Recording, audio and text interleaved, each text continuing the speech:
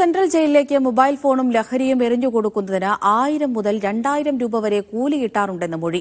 കഴിഞ്ഞ ദിവസം പിടിയിലായ പനങ്കാവ് സ്വദേശി അക്ഷയാണ് പോലീസിന് മൊഴി നൽകിയത്.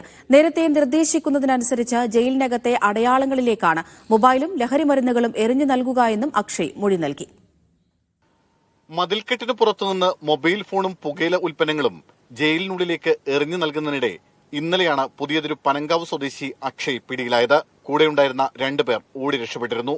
പോലീസ് നടത്തിയ ചോദ്യം ചെയ്യലിലാണ് ജയിലിനുള്ളിലേക്ക് മൊബൈലും ലഹരി ഉൽപ്പന്നങ്ങളും എറിഞ്ഞു നൽകുന്ന റാക്കറ്റിനെ കുറിച്ച് അക്ഷയ് മൊഴി നൽകിയത്. വാട്സാപ്പ് വഴിയാണ് സന്ദേശങ്ങൾ ലഭിക്കുക. സാധനങ്ങൾ എറിഞ്ഞു നൽകാൻ ആഴ്ചയിൽ 1 ദിവസം തെരഞ്ഞെടുക്കും. ആർക്കാണ് എറിഞ്ഞു നൽകുന്നതെന്ന് ഇവർക്കറിയില്ല. എറിഞ്ഞു നൽകേണ്ട സ്ഥലത്തിന്റെ അടയാളം നേരത്തെ നിർദ്ദേശിക്കും. അവിടേക്കാണ് പൊതിക്കെട്ട് എറിയേണ്ടത്. ശ്രമം വിജയിച്ചാൽ ഗൂഗിൾ പേ വഴി പ്രതിഫലം ലഭിക്കും. സംഘത്തിൽ 2 ഗ്രൂപ്പുകളുണ്ട്.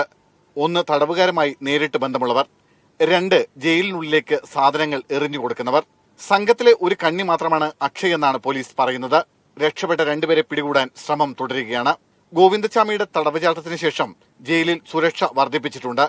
ഇതോടെയാണ് പുറത്തുനിന്ന് എറിഞ്ഞു നൽകുന്ന സംഘങ്ങൾ സജീവമായതെന്നാണ് പോലീസ് പറയുന്നത്. മീഡിയ 1 കണ്ണൂർ.